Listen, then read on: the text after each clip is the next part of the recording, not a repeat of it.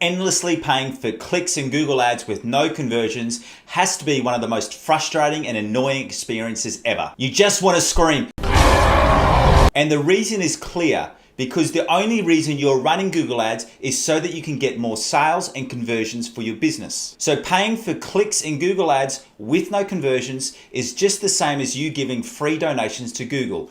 And trust me, they do not need any more money. My name is Aaron Young and I'm your 15,000 hour Google Ads master. If we haven't met yet, I want to let you know that this channel is only focused on Google Ads. And this is where I give you all of my skills and strategies that I've been using to successfully run profit-making campaigns since 2010. So by just watching these videos, you're getting all of the skills and the strategies that I've learned through managing multiple millions of dollars in Google Ads ad spend. So if you're keen to learn more about how you can use Google Ads to grow your own business, why don't you give me a quick subscribe? Thank you very much. Let's get into this teaching. You're watching this video because you have a problem, and that problem is that your Google Ads campaign is successfully generating clicks, but you're not getting the most important things, which is conversions for your business. And in this video, I'm going to take you through the 3 things that you need to go through and check in your Google Ads campaign so that we can solve the issue of why your campaign is getting clicks but no conversions. Just a quick note, this video is going to assume that you already have working conversion actions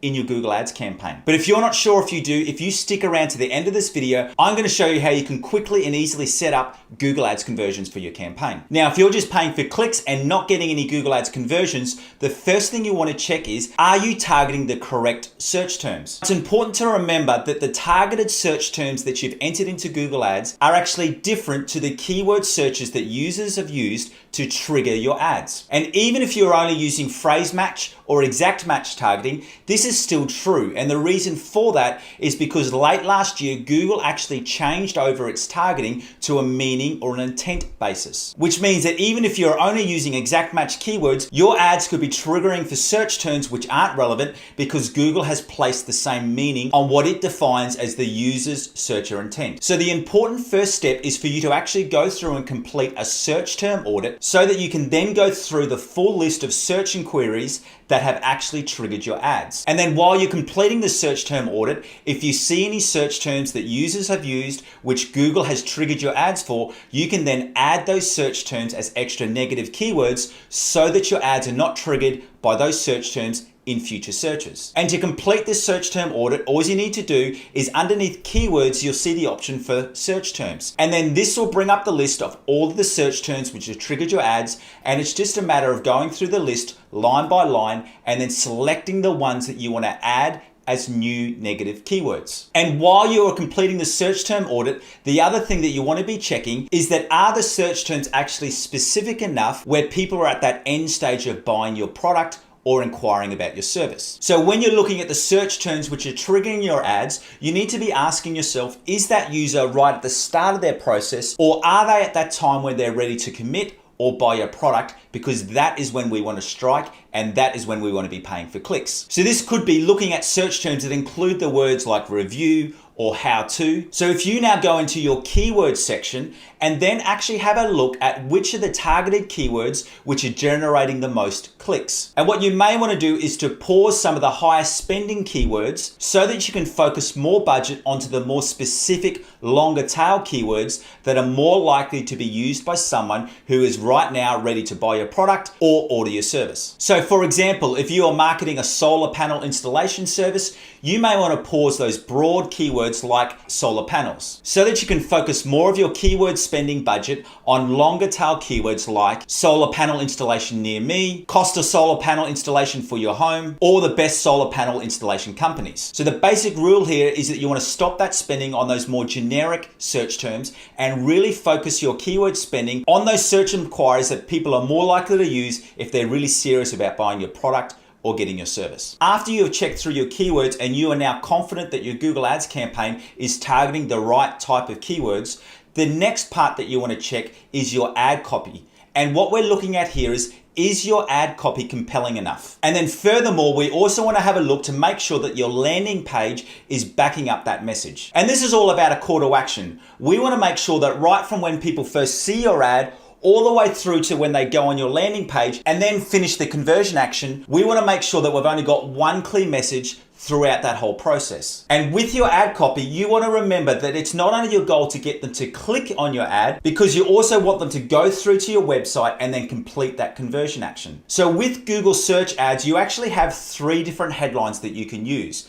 And I like to break down my headlines into these 3 categories. Firstly, your first headline, headline number 1, should have a keyword focus. Now, including a strong keyword focus in your first headline ensures that your keywords will have a good keyword quality score and that your ads will have a high ad rank. But further to that, my data shows that if a user sees their search term or a very close variant to what they actually searched in the first headline of the ad copy, they are more likely to take notice of your ad. And now that you have their attention, this actually comes to headline 2. And headline 2 should focus on giving them a reason for why they should click on your ad and not one of your competitors' ad. And this is what we call the emotional trigger or the hook. Now, this could be a discount, it could be about a sale you're running at the moment, so a percentage off or a dollar off value, or it could also be an authority marker or a guarantee. So somewhere where you say that your product or service has 100% money back guarantee, or that you're the only one with a specific set of qualifications. So where we're sitting right now is that we've already got their attention and we've also given them a reason to click on our ad. And this now comes to the most important step. And that is that you have to very clearly and quickly let them know what action you actually want them to take.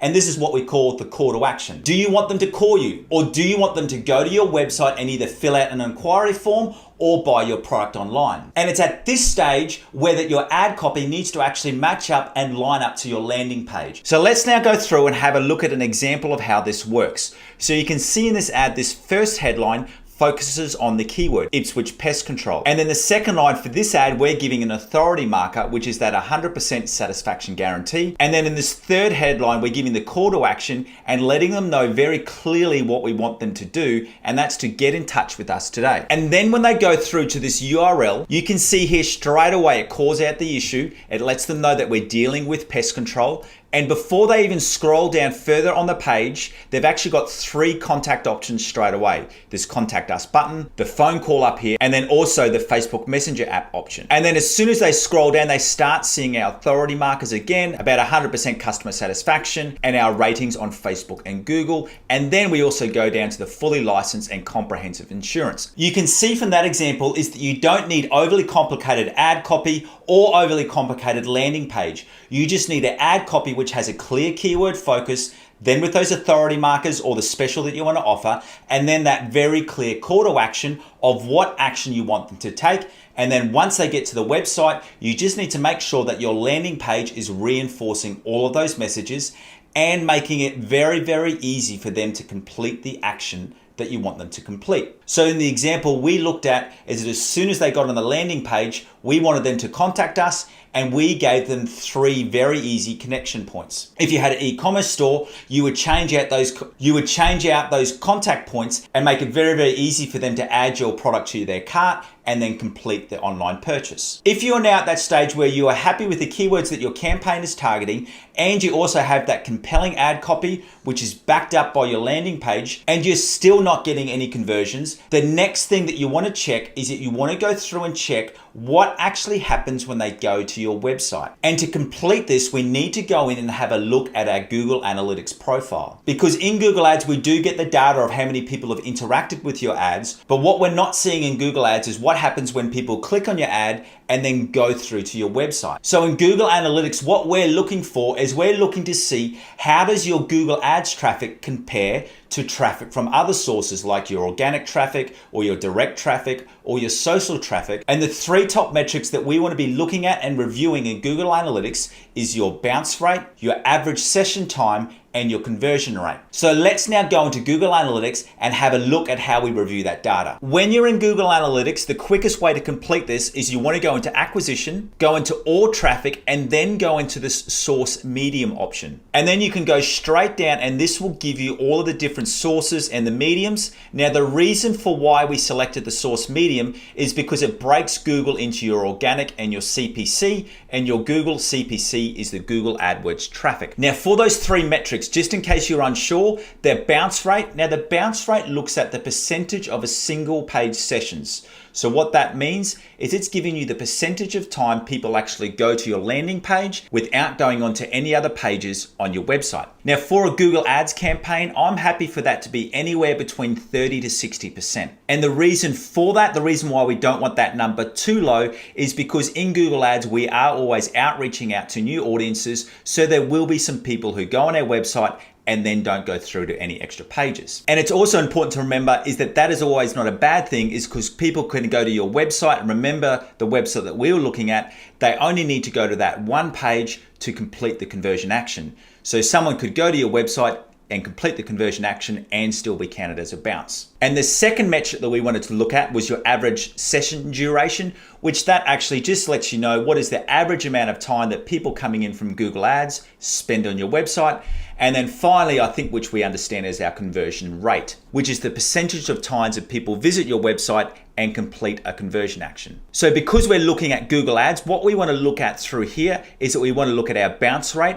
And then if you go back up into this top column, it actually lets you know what the bounce rate is for your Google Ads campaign versus the rest of the website. Now, for this campaign, our bounce rate isn't an issue and we're really happy with that. But if your bounce rate was really high, so it was in 80 or 90%, you would then want to go through and have a look at your average session duration. Once again, comparing this back to your top number. And we can see here, once again, in this campaign, our average session duration is 1:40, which is actually higher than the complete website. So once again, this one is not an issue for us. But if you had a campaign that had a high bounce rate of above 70%, and if you also had a very low average session duration of only 20 seconds or 10 seconds or something even lower than that, that gives you a very clear indication that your landing page is not a good experience and the people that you are sending to your website do not like it for some reason. So that lets us know that the issue of you not having any Google Ads conversions has probably got more to do than just your Google Ads campaign.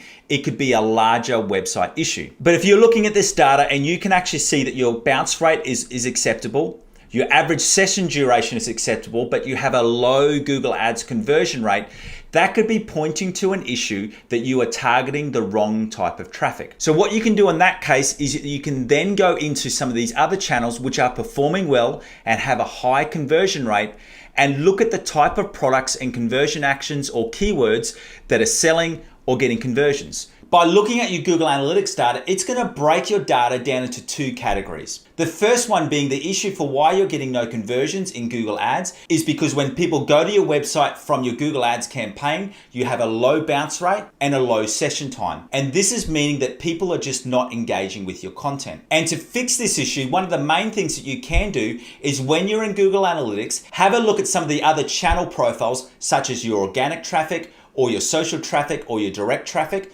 And let's just say your organic traffic is performing really, really well.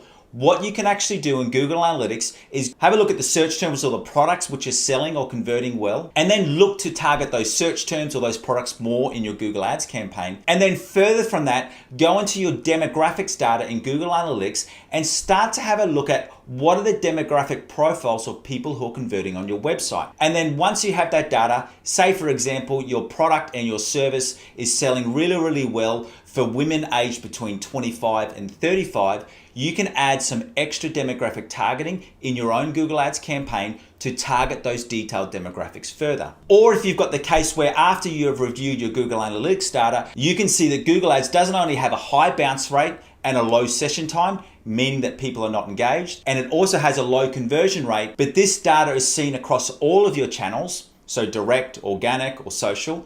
You then know that the issue is not solely based on your Google Ads campaign. And that means that you've got some larger issues in regards to your website and your landing pages. So the next step would then to be go through and start testing and trialing some different landing pages and different headings and content, or even images on your website until you start to see those conversion rates increase across all of your channels. So to get to the bottom of why your Google Ads campaign has having clicks but no conversions, you need to go through those 3 steps and check those 3 items, which is firstly making sure that you are targeting the correct search traffic, making sure you have compelling ad copy, and then checking through your Google Analytics data to make sure that your website is engaging and that you have a website that actually makes it easy for someone to complete that conversion action which you want them to complete. And these 3 checks and many more checks are actually part part of my Google Ads optimization checklist. Now, this is a checklist that I've put together which creates an optimization strategy for your Google Ads campaign, so you know exactly what you need to check and optimize in your Google Ads account every 72 hours, every week, every month, and every 90 days. And you can get your own free copy today just by following the link in the description below. Now, you may remember right at the start of this video, I did say that I'd be showing you how you can easily and quickly set up Google Ads conversion settings for your campaign. And if you want to see the quick and easy steps that I take to set up my own Google Ads conversions, why don't you go through and watch this video right here. Once again, thank you so much for joining me, and I look forward to seeing you on our next training video. See ya.